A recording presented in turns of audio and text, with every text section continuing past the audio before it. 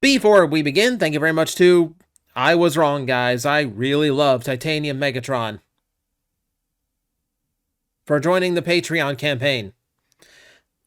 I do love Titanium Megatron to have a whipping boy for every single opinion on Transformers I ever need.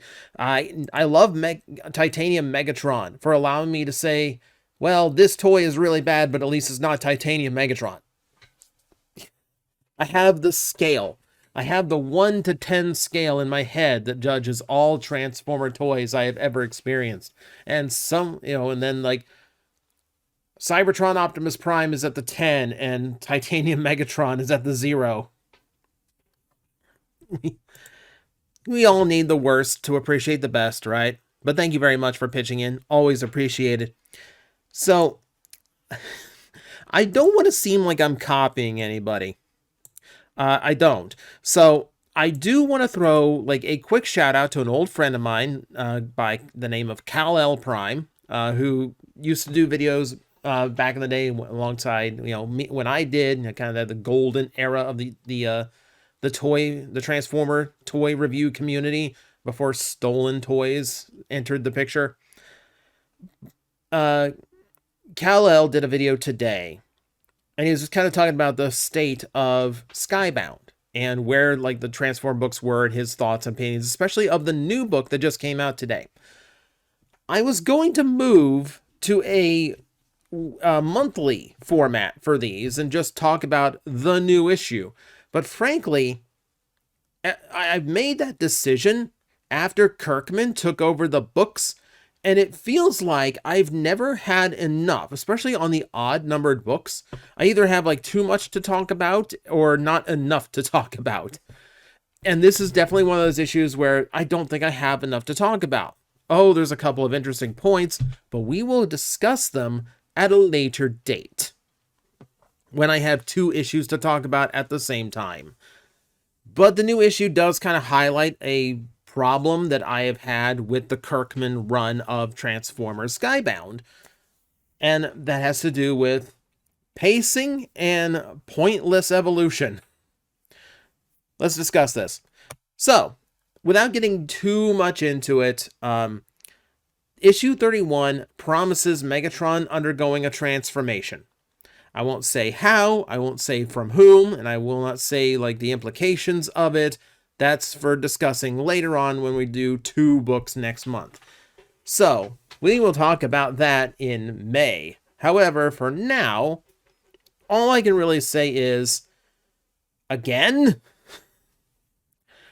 this is becoming a running theme with these books, where it seems like Kirkman really loves the idea of redesigning Transformers however he wants. However, I have yet to see any of them mean anything. It seems like all of these like transformations they're undergoing are literally just for his own interest, just for his own sake of just redesigning for the sake of it. And it looks like Megatron is about to undergo the same thing. No, I don't think it's going to be Galvatron. I think it's just going to be a new iteration of Megatron, because that just seems to be what the goal is here. It seems to be what they're doing. So, let's kind of focus on this just for a bit here. So, I guess the obvious one is Elita Prime. And we kind of talked about this when we discussed this issue. I really, really do not like this decision. Now, having an Elita Prime, I do think, was inevitable in fiction, but this is not the right time for it. Elita has done nothing in this continuity, in these books, in this story, to prove that she is actually worthy of the Matrix. She is borderline psychotic. She is extraordinarily violent. She sees no solution other than death and destruction. She essentially seeks the Autobots' help, not really to save Cybertron, but more for just bodies. She needs soldiers with guns, and that's basically all she's really valuing the Autobots for at this moment. It's why she put so much emphasis on Shredhead, because they were supposed to be this brand new fresh warrior who is going to be like turning the tide in in the war, and we'll get back to Shredhead. Don't worry. But we had this moment happen. It's completely undeserved. This Elita one has literally, like, the worst person I would ever hand the Matrix to outside of Megatron, just for how overtly violent she is. We've seen her in the first 24 books where she was incredibly cruel. We've seen Autobots under her command operate far more like Decepticons. It's unsettling. And all it took was just like one sorry from her, and Optimus said, okay, I'll hand you the Matrix. No! Absolutely not. It's an absurd idea. Keep in mind, and this is something Kal-El brought up, and I didn't even process this until he mentioned it. We never really see what is going on Cybertron. Elita tells us how bad it is, how badly the war has gone, how oppressive the Decepticons are, and we kind of just have to go along with it because we don't see it. The planet's a mess, but it's Cybertron. Name me a continuity where the planet isn't a mess at one point or another. No, it's barely shown to us. They have to break into a Decepticon-controlled facility that one time, and that's basically it. We have not seen the oppressive regime that Shockwave has been running. We don't see, countless Autobots in chains, forced to rebuild the planet by hand. We don't see anything. I've seen a couple of Coneheads stand guard. That's what I have seen of the oppressive regime on Cybertron. That is literally it. So the idea of Elita 1 gaining the Matrix at this stage makes no real sense to me. Now, there are story angles I can see that would make it work, but again, it doesn't feel like the right time because she didn't earn it in the first place.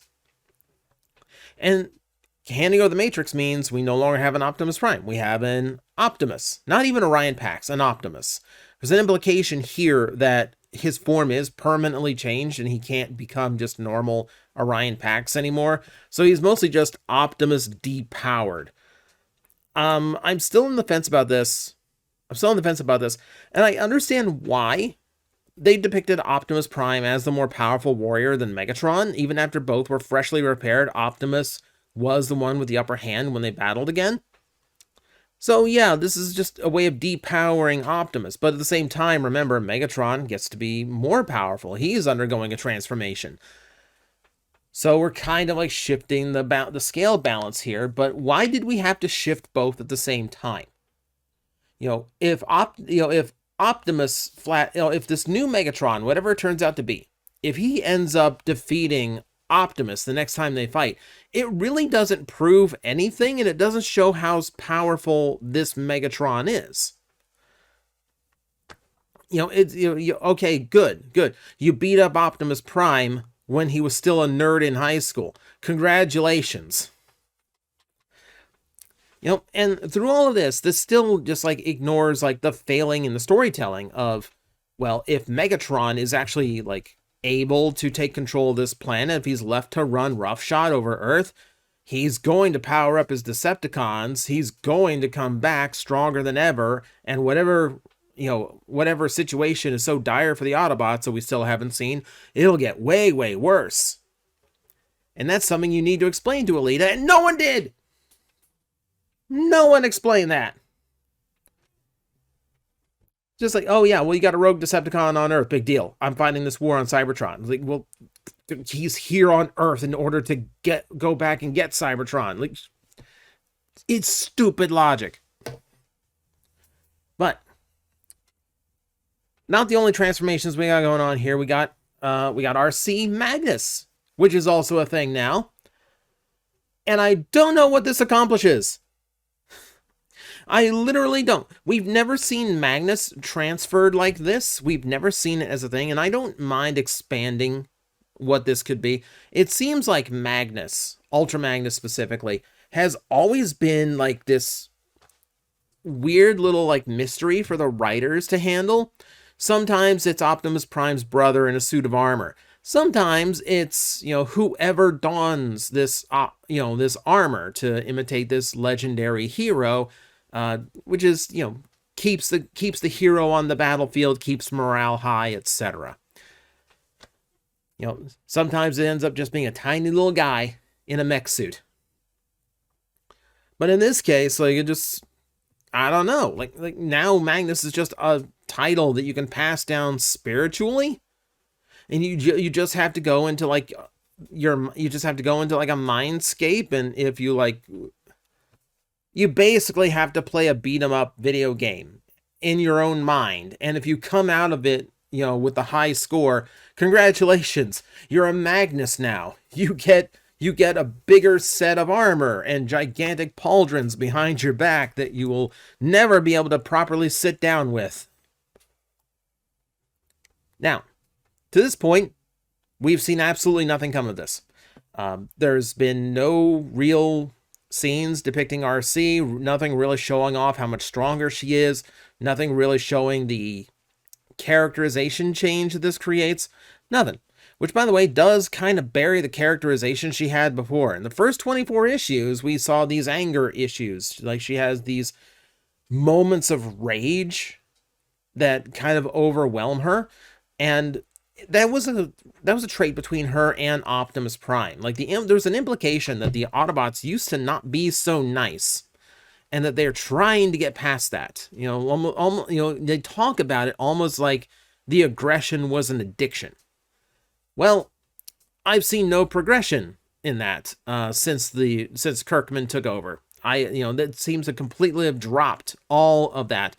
And with Optimus Prime, it was brought up because of the Megatron arm and its influence, but now Arcie has her thing going on, and we just kind of dropped that. Because Arcie is not like the most responsible one I would give the title of Magnus to, judging by how she was previously in the book. But again, we have this transformation, but so much has happened since then, we haven't been able to let it breathe. We couldn't even absorb it in its own issue because things kept happening. This is the same issue where Thundercracker joined the Autobots.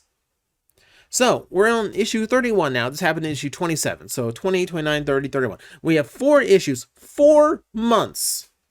Since Thundercracker joined the Autobots and Arcie became a Magnus, we have had no story whatsoever that plays off of either of these situations. No one outside of a passing joke from Bulkhead has brought up anything about having a Decepticon on the Autobot side now. No one has given Arcie a chance to breathe and actually show off what is so different about her now. Nothing. So I'm literally not sure what the point of it was yet. Now, obviously, they still have plenty of story. They can go somewhere with it. But, my curiosity is piqued, and I wait a month in order to have that curiosity sated, and then it doesn't happen. And then it doesn't happen the next month. And then it doesn't happen the next month. And we're getting to the point of apathy. Like, I almost don't care about, Arcie Magnus at this point.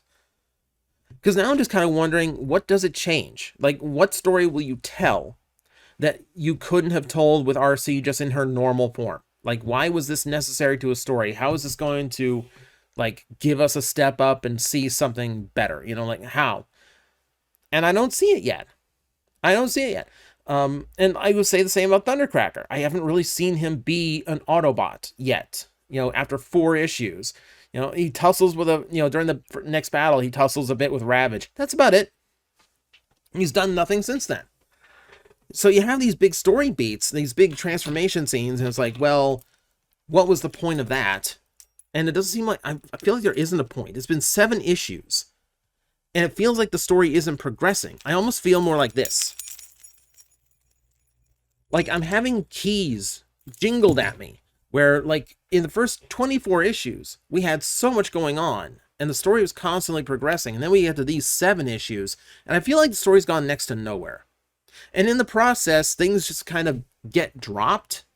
We talk about Shredhead. Well, what happened to Shredhead? Well, guess what? I told everyone Shredhead was a self-insert Gary soup, and a lot of people got upset about that. Yeah, look what happened. Johnson steps down, Kirkman steps up, and this guy gets shoved off to the back. So, you have Shredhead, who was talked about in a huge important way before they ever came online, talked about as if they were the next coming of Primus himself, single-handedly manages to solo Soundwave and defeat Megatron in the big climactic battle in issue 24. And don't tell me Optimus is the one who defeated Megatron. He got the last hit. Megatron was literally surrendering before that hit came down, and that was Shredhead's doing. It's one step away from, if Shredhead isn't on panel, everyone should be talking about where Shredhead is. That's a Gary Sue. That is a Gary Sue. When everyone is given, when some new character comes in, everything is given super special treatment to them. They're given this huge level of importance right off the bat, and it just seems completely undeserved and unearned. That's a Gary Sue. And since Kirkman took over, they're just faded into the background, which is further proof they're just a self-insert. They didn't even leave with Carly, and that was supposed to be the whole thing. Was that the character was supposed to be super attached to Carly, and is not, apparently. So you have storylines. You miss. Oh, my slides got misarranged. We'll come back to that. What happened to Starscream? Starscream was shown to still be alive in issue 25, and here we are, issue 31. We have not picked up on it yet. Clearly, there's going to be something for it, but nothing just yet. And again, it feels like a story beat that's just kind of left off. How about story mistakes? I think there's a huge story mistake with what's going on with Ultra Magnus himself right now. Now, I get it that they want a Magnus on Earth and Cybertron, so they split the two when Elita decided to take her troops back to Cybertron. But you understand, Ultra Magnus is a character who in the first 24 issues was defined by his PTSD. And he went through a horrific experience, 100 years of torture where his outer armor was literally shredded off, to the point where it was hard to even recognize his Magnus when Elita 1 first found him. And now he's going back to Cybertron where that trauma happened. It's not really in character for someone with PTSD to actively return to places that remind them of their suffering. But there you go. Tend to avoid these types of things. I don't know. It just seems horrifically inconsistent, and it just seems like things happen just for the sake of happening without really having a long play in mind. Trailbreaker dying for absolutely no reason. He was just wandering around in the woods, and then Megatron literally drank him. Just to set up another fight. Another fight where Megatron got his tailpipe kicked in again. So the only purpose of that battle was to rescue Soundwave, which didn't have to be written that way, because Soundwave could have just still been in the rubble during the battle during issue 25. And they could have just salvaged him from there. The only way any of that makes sense, and isn't just a battle for the sake of a battle, is if that little line from Thundercracker that made him kind of think to how Ravage was being treated by the other Decepticons, if that actually makes Soundwave reconsider his loyalties. But it doesn't seem like that's the case so far. I will give that one a slight pass for now. But at the moment, it seems like a story beat that was created and then went nowhere. And I only say that because it's been so many issues since we touched on it.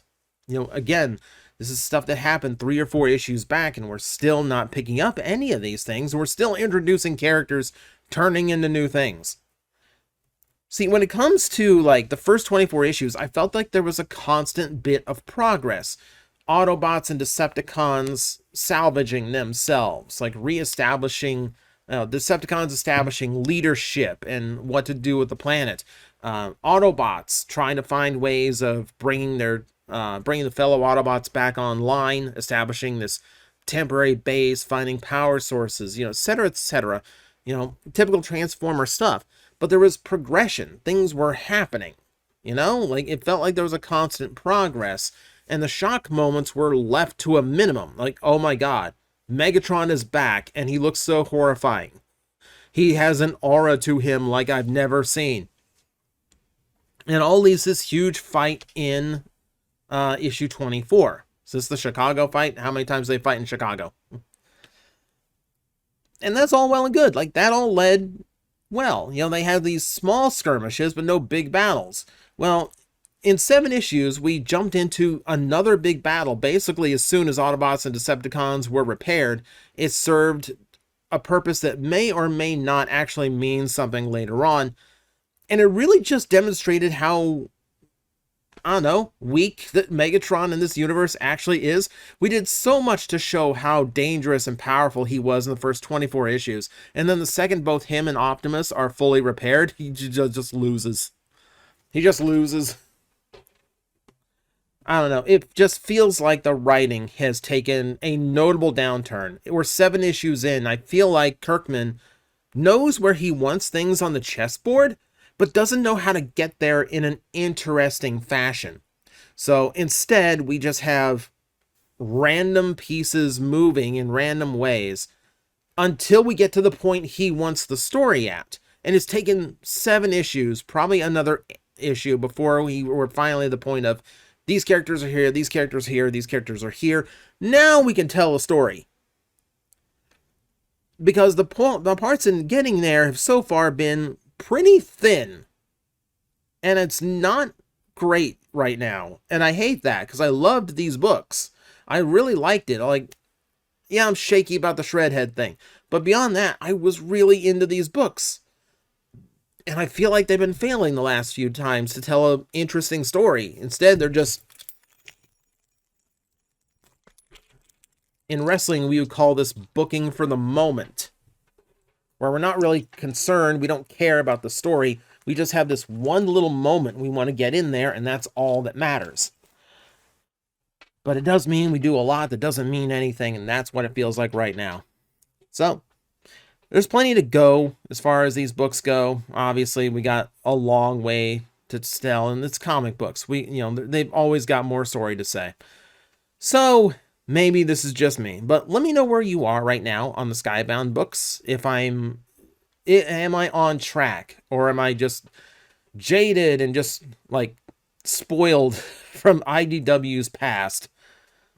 But let me know in the comments below. I do want to talk comics a little bit more on this channel, so maybe this is the start of it. So, thank you all for watching. I will see you next time. Hello everyone, I am Astral Agent Magnetar, a Tokusatsu VTuber, and I am streaming 4 times a week over on Twitch, Monday, Tuesday, and Wednesday afternoons, and a special late night one on late Friday/early Saturday. So come watch, come hang out, and let's make an impact together.